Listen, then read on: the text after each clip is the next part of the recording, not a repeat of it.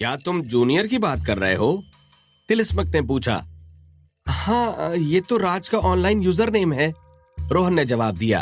अच्छा, तो ये बात है। शायद राज ने ही इस प्रोफेसर को मेरे पास भेजा है। मुझे शायद इसके लिए बाद में राज को शुक्रिया कहना चाहिए।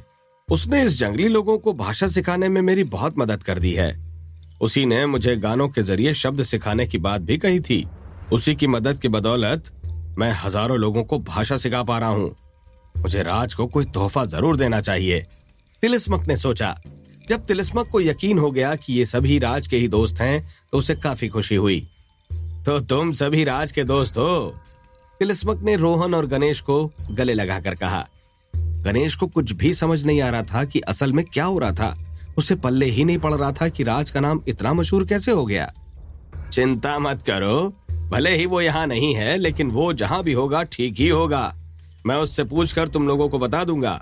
इसके अलावा खाने पीने की बिल्कुल भी चिंता मत करना, मैं तुम लोगों को काफी अच्छी चीजें दूंगा, तिलिस्मक ने मुस्कुराकर कहा। इसके बाद गणेश, रोहन और बाकी लोग वहां से हैरान होकर चले गए। इसके बाद सभी यात्रियों को पत्थर से बने घरों में रुकने की व्यवस्था कर दी गई और उन्हें खाने पीने का सामान दे दिया गया। करीब 10 मिनट में ही उन्हें किताब भी दे दी गई। यात्रियों को अभी भी लग रहा था कि वो कोई सपना देख रहे हैं। तो क्या राज वाकई इस लंबे आदमी को जानता है? गणेश ने पूछा। कि क्या राज वाकई इतना फेमस हो गया है? रोहन ने केला खाते हुए कहा। तुम्हें क्या लगता है कि उसे कुछ हो गया है? रिया ने चिंता जताते हुए कहा। उस आदमी की बात करने के ढंग से मुझे नहीं लगा कि राज किसी भी तरह के खतरे में है, और अभी हम भी खतरे से बाहर हैं।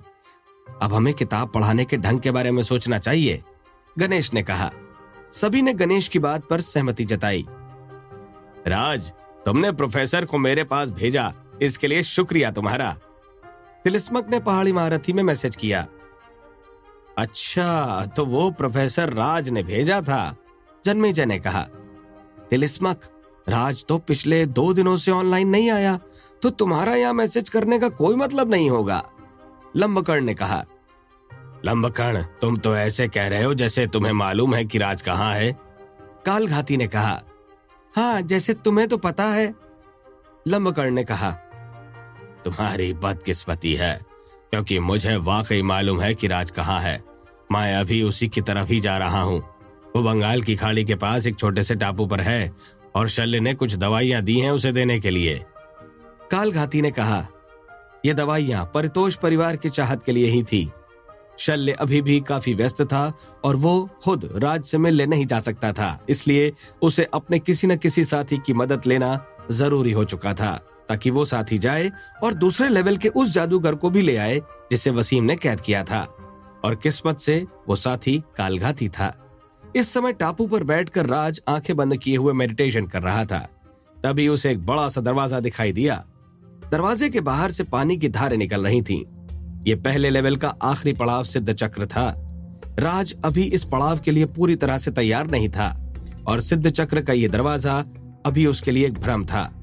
एक गहरी सांस लेने के बाद राज ने मेडिटेशन खत्म कर दिया।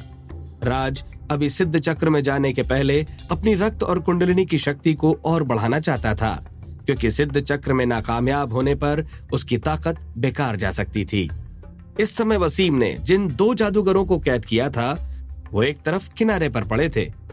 शार्कू की किस्मत अच्छी थी कि तलवार तिलिस्म का सीधा हमला होने के बाद भी वो मरा नहीं था। उसकी सांसें चल रही थी, लेकिन उसकी किस्मत में मौत से भी बुरा कुछ लिखा था। इसी समय भेलू के कान में एक आवाज आई। भेलू, क्या तुमने उस लड़की को पकड़ लिया? भेड़ू ने पूछा। भेलू ने बहुत समय से भेड़ू को कोई जवाब नहीं दिया था, इसलिए उसकी आवाज में गुस्सा साफ झलक रहा था। इस समय भेलू वसीम की टेक्निक के कारण हिलने और बोलने के काबिल नहीं था। भेलू, जवाब दो, मुझे बेवकूफ समझना बंद करो। हमारे पास ज्यादा वक्त नहीं बचा है। अगर उस लड़की को पकड़ नहीं पा रहे हो तो उसे मार डालो, हम उसे भागने नहीं दे सकते, भेड़ू ने कहा। भेड़ू जानता था कि भेलू लड़कियों को कसकर पकड़ने के बाद उन्हें मारता था, लेकिन भेड़ू को डर था कि कहीं भेलू कोई गड़बड़ न कर दे। इस बार भी भेलू ने कोई जवाब नहीं दिया। भेलू, अगर तुमने हमारे मिशन को बर्बाद किया तो मैं तुम्हारी वो हालत करूंगा कि तुम पूरी जिंदगी नहीं भूलोगे, भेड़ू ने कहा और उसकी आवाज आना बंद हो गई। असल में वो दोनों वायरलेस पर बात कर रहे थे। शार्कू, मुझे जवाब दो, क्या तुम भेलू के साथ हो? वो क्या कर रहा है? भेड़ू ने शार्कू से संपर्क किया। शार्कू की हालत तो भेलू से भी खराब थी। उसके लिए तो सांसें लेना भी बड़ी चुनौती था। बोलने की बात तो दूर, वो दर्द से कराह भी नहीं पा रहा था। यार, तुम दोनों आखिर क्या कर रहे हो? मेरा इंतजार करो, मैं तुम्हारे पास आता हूँ। शार्कू का जवाब ना पाकर भेड़ू ने कहा। भेड़ू वायरलेस की मदद से उसकी लोकेशन पता कर सकता था। यहाँ पर मत आना, तुम एक बड़े जाल में फंसने वाले हो, भेलू ने मनी मन कहा। लेकिन उसकी बदकिस्मती थी, ये उसके मन की बात भेड़ू तक नहीं पहुंच सकती थी और अब तक भेड़ू को काफी गुस्सा भर चुका था। लेकिन वायरलेस से बात खत्म होते ही भेड़ू का गुस्सा गायब हो गया। बेलू, फेनू, तुम दोनों छेनू और हमारे बाकी साथियों को बुलाओ। भेलू और शार्कू को कुछ हो गया है। हमारे मिशन के दौरान शायद कुछ गड़बड़ हुई है। अब हमें जल्द से जल्द उनकी लोकेशन पर पहुंचना होगा ताकि हम उन्हें बचा सकें। उम्मीद करो कि अभी भी वो जिंदा हों। और लोमू, तुम कब तक समुद्र के अंदर में रहने वाले हो? वहां से अभी बाहर निकलो। भेड़ू ने वायरलेस पर कहा। मैं आ रहा हूं, लोमू ने जवाब दिया। इस तरह भेलू जानता था कि जवाब न मिलने पर भेड़ू बाकी साथियों को बुला लेगा और उसे बचाने आएगा। लेकिन अभी कहानी थोड़ी अलग थी। वसीम की ताकत के मुकाबले वो सभी मिलकर भी खड़े नहीं हो सकते थे। ये पूरी तरह से चींटी और हाथी का मुकाबला था। भेलू जानता था कि उसके साथी खुद मौत के मुंह में आ रहे थे। तो तुम्हारा नाम भेलू है? क्या कमाल का नाम है, ये तो हमारे टफी जैसा ही नाम हुआ। भेलू के कान में वसीम की आवाज आई। भेलू ने बड़ी मुश्किल से अपना सिर घुमाया और आवाज की तरफ मुड़ा। वसीम उसके बगल में ही बैठा था। क्या इसने हमारी बातें सुन ली? भेलू ने मनी मन सोचा। इसके बाद वसीम ने अपनी एक उंगली से भेलू के कंधे को छुआ। भेलू, शार्कू, अगर ऐसा ही है तो तुम्हारे बाकी साथियों के नाम भी भेड़ू, लोमू, छेनू ऐसे ही होंगे, है ना? वसीम ने कहा। वसीम की टेक्निक के कारण भेलू बोल नहीं सकता था, लेकिन उसकी आंखों में डर साफ तौर पर देखा जा सकता था। लगता है मेरा अंदाजा सही है, वसीम ने अपनी उंगली लहराते हुए कहा। इससे भेलू बोलने के काबिल हो गया। जब मैंने तुम्हें देखा था तो मुझे लगा था कि तुम काफी मजेदार टेक्निक की प्रैक्टिस कर रहे हो। तुम शायद वेल से जुड़ी कोई टेक्निक जानते हो, है ना? वसीम ने कहा। भेलू के तोते उड़ गए क्योंकि वसीम ने उसके बारे में काफी सच कहा था। इतने में राज भी वहां आ गया। सीनियर, क्या इन लोगों की कोई खास टेक्निक है और क्या वो काफी ताकतवर हैं? राज ने बैठकर पूछा। ताकतवर होने के अलावा इनकी टेक्निक काफी इंटरेस्टिंग भी है। मुझे तो ये भी नहीं मालूम है कि 33 जानवर टेक्निक बनाई कैसे गई होगी, लेकिन इससे कबीले के लोगों को पहले और दूसरे लेवल पर होने के बावजूद भी काफी मदद मिल जाती है, वसीम ने कहा। तो क्या वो लोग कुछ तरह से तीसरे लेवल तक की ताकत हासिल कर लेते हैं? राज ने पूछा। हाँ, तुमने बिल्कुल ठीक कहा। राज, तुमने भी हाल ही में जादू सीखना शुरू किया है ना? वसीम ने पूछा। राज ने जवाब में बस सिर हिला दिया। तो तुम काफी सही समय पर मेरे साथ हो। तुमने जादूगरी का सही समय पहले ही खो दिया। कायदे से तुम्हारा आधार 4 से 8 साल में बन जाना चाहिए था, इसलिए तुम्हें हर समय बाकी कबीले वालों से ज्यादा मेहनत करनी होगी, वसीम ने कहा। अच्छा, तो ऐसी बात है, राज ने जवाब दिया। तुमने अभी तक किसी से ये बात नहीं बताई? शायद ऐसा इसलिए हुआ हो ताकि जादू करने की तुम्हारी इच्छा खत्म ना हो, लेकिन जितना मैंने तुम्हें समझाया है उस हिसाब से तुम्हारा हौसला इतनी आसानी से नहीं गिरेगा, वसीम ने कहा। राज ने जवाब में सिर हिला दिया। जादू के लिए वो अपनी जान तक जोखिम में लगाने के लिए तैयार था। ऐसे में कोई भी मेहनत उसे रोक नहीं सकती थी। आजकल जादूगरों का ऐसा मानना है कि आधार बनाने की सही उम्र 4 से 5 साल होती है। इस उम्र तक के बच्चे का उसकी माँ के गर्भ से रिश्ता बना रहता है। इस दौरान अगर बच्चा आधार बना ले तो उसे गर्भ से मिली शक्ति की बदौलत एक अंदरूनी शक्ति मिल जाती है, जिससे भविष्य में उन्हें काफी मदद मिलती है।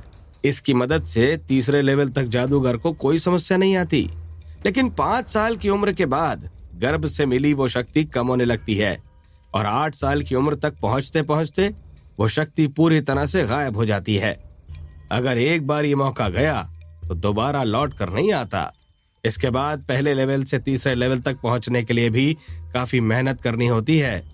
जिन जादूगरों ने 5 साल की उम्र तक अपना आधार बना लिया, वो हमेशा तुमसे 50% आगे चलेंगे, जबकि तुम्हारी रफ्तार धीमी रहेगी। वसीम ने समझाते हुए कहा, अच्छा, ऐसी भी कोई चीज होती है? और मैं गर्भ की शक्ति 10 साल पहले ही खो चुका हूं, लेकिन जिस रफ्तार से मैं आगे बढ़ रहा हूं वो भी बुरी नहीं है ना? राज ने सिर खुजलाते हुए कहा। राज को जादू का सफर शुरू किए अभी बस 2 महीने ही हुए थे और वो इतनी जल्दी सिद्ध चक्र के दरवाजे तक पहुंच गया था। ऐसा इसलिए क्योंकि तुम्हारी किस्मत काफी अच्छी है, वसीम ने मुस्कुराकर कहा। यह सब बस आपके ही कारण हो रहा है, राज ने जवाब दिया। तो 33 जानवर टेक्निक की शुरुआत 2 वॉल्यूम तुम्हारे काफी कम की है। भले ही आभासी गर्भ की शक्ति असली गर्भ की शक्ति की तरह ताकतवर नहीं होती है, लेकिन इससे तीसरे लेवल पर पहुंचने की तुम्हारी रफ्तार 30% तक बढ़ सकती है, वसीम ने कहा। यह सुनकर राज की आंखों में चमक आ गई। उसे अब 33 जानवर टेक्निक में इंटरेस्ट आने लगा था। ऐसा नहीं हो सकता, हम जो 33 जानवर टेक्निक करते हैं वो किसी तरह की अंदरूनी शक्ति पैदा नहीं करता, ये बस बाहरी लोगों की अफवाहें हैं, भेलू ने कहा। अच्छा, तो तुम्हारे पास अंदरूनी असली कुंडली नहीं है? वसीम ने पूछा। भेलू ने ना में सिर हिला दिया। वो तो क्या, उसके ऑर्गेनाइजेशन में किसी के पास ऐसी कोई काबिलियत नहीं थी। मैंने कभी नहीं सोचा था कि इतनी महान परंपरा का ये हाल होगा, वसीम ने कहा। इसके बाद वसीम ने उंगली दिखाकर भेलू को बेहोश कर दिया। जैसा ही इसका नाम है उस हिसाब से इस टेक्निक को 33 अलग अलग जानवरों ने मिलकर बनाया होगा या किसी जादुई खजाने से बनाया गया होगा, वसीम ने कहा। लेकिन भेलू ये बात नहीं सुन पाया था क्योंकि वो बेहोश हो चुका था। लेकिन 33 जानवर कबीले का आखिर क्या हुआ? उनकी परंपरा कैसे खत्म हो गई? यहां तक कि उनकी विरासत भी अधूरी मिली। वसीम ने बड़बड़ाया। तो क्या हमारे हाथ 33 जानवर टेक्निक नहीं लगेगी? राज ने पूछा। चिंता मत करो, जैसे ही हमारे पास इसके साथ ही आ जाएंगे हम इस बात को और बेहतर ढंग से समझ पाएंगे। भले ही उन्हें अधूरी विरासत मिली हो, लेकिन हमें उससे कोई दिक्कत नहीं आएगी। तुम्हें तो बस आभासी असली कुंडली हासिल करनी है। तब तक मैं अपनी खुद की एक टेक्निक बना लेता हूँ, वसीम ने कहा। करीब 1 घंटे बाद टापू पर एक नया मेहमान आया। हालांकि ये 33 जानवर कबीले का भेड़ू नहीं था। सीनियर, कोई आ रहा है, राज ने कहा। चिंता मत करो, ये हमारे ही साथ है, वसीम ने मुस्कुराकर कहा। आखिर ये मेहमान कौन था? क्या राज 33 जानवर टेक्निक सीख पाएगा?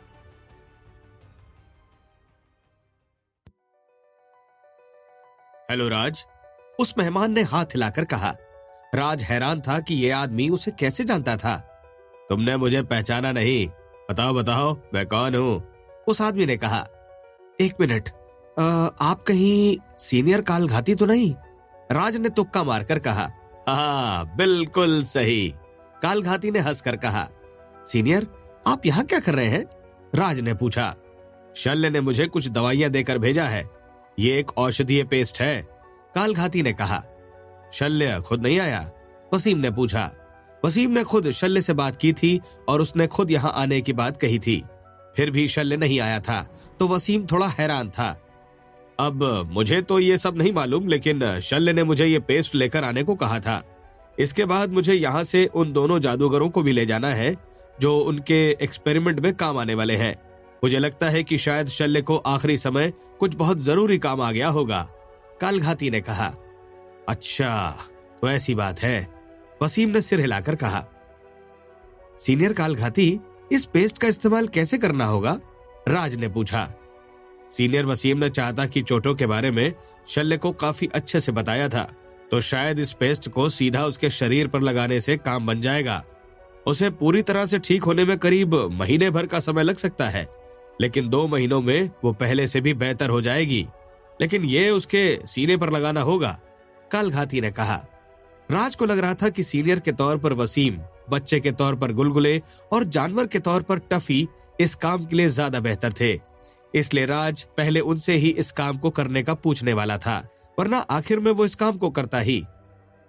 सीनियर, गुलगुले, टफी, क्या तुम में से कोई चाहता कि सीने पर यह पेस्ट लगाएगा? राज ने पूछा। मैं किसी लड़की का शरीर नहीं छूने वाला, गुलगुले ने जवाब दिया। मेरी पत्नी है और मैं उसे धोखा नहीं दूंगा, टफी ने जवाब दिया। टफी वैसे भी काफी परेशान था क्योंकि कुछ दिनों से वो ऑनलाइन नहीं हुआ था और उसे अपनी ऑनलाइन पत्नी की चिंता होने लगी थी। ठीक है, तो मैं ये कर देता हूँ, वसीम ने पेस्ट लेते हुए कहा और चाहत की तरफ चला गया। राज, तुमने एक लड़की को बचाने का मौका गवा दिया। अगर तुम चाहत के सीने पर यह पेस्ट लगाते तो शायद हमें एक नया जोड़ा देखने मिल सकता था, कालघाती ने कहा। सीनियर, आपने बताया कि आप किसी और काम से कहीं जा रहे थे, वो काम आखिर क्या था? राज ने पूछा। ऐसा कुछ जिसने मुझे बहुत गम दिया है। खैर, जो भी हो, मैं यहाँ खास तौर से तुम लोगों से मिलने आया हूँ, कालघाती ने गहरी सांस लेकर कहा। राज, टफी और गुलगुले तीनों अधूरा जवाब पाकर हैरान थे। कालघाती ने दो बातों को एक साथ जोड़ दिया था। मेरा एक शिष्य है, कालघाती ने आखिरकार अपनी दुख भरी कहानी सुनाना शुरू किया। हाँ, मैं जानता हूँ कि तुम किस शिष्य के बारे में बात कर रहे हो। उसका नाम लोहघाती है ना? मैंने बेवकूफ बाबा बैरागी से उसके बारे में सुना है, टफी ने अपने पंजे उठाकर कहा। बीच में मत बोलो वरना मैं तुम्हारा भविष्य खोलकर रख दूंगा, कालघाती ने कहा। यह सुनते ही टफी भीगी बिल्ली बनकर दुबक गया। हाँ, तो दिक्कत यह है कि अभी कुछ दिनों पहले ही मैंने उसका भविष्य देखा था, कालघाती ने कहा। अच्छा, फिर क्या हुआ? गुलगुले ने पूछा। उसका भविष्य काफी अच्छा था। मैंने इससे अच्छा भविष्य अभी तक किसी का नहीं देखा। इसके बाद भी मेरा प्यारा शिष्य लोहघाती चिंता में पड़ गया। उसने खुद को एकांत मेडिटेशन में कैद कर लिया, कालघाती ने कहा।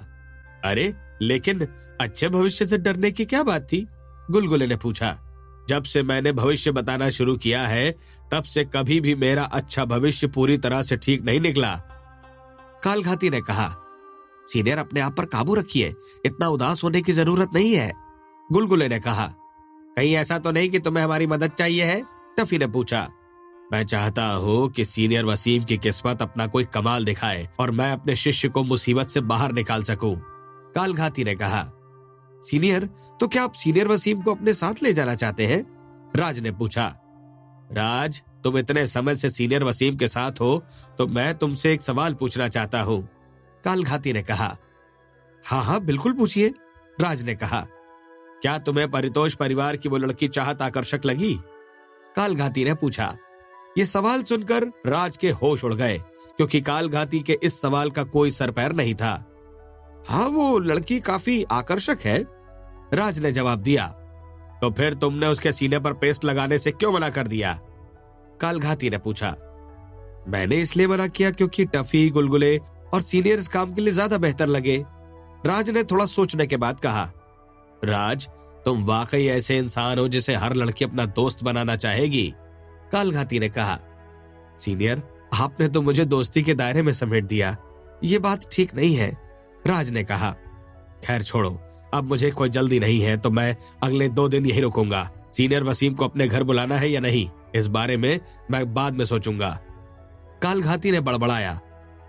राज, मुझे लगता है कि कालघाती ने तुम्हारे बारे में कुछ गलत सोच लिया है, टफी ने राज से कहा।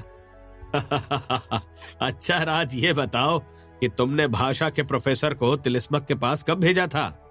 कालघाती ने कहा। मैंने तो किसी भाषा के प्रोफेसर को सीनियर तिलिस्मक के पास नहीं भेजा, राज ने कहा। क्या तुमने नहीं भेजा? लेकिन तिलिस्मक ने तो तुम्हें इस बात के लिए ग्रुप में शुक्रिया तक कह दिया।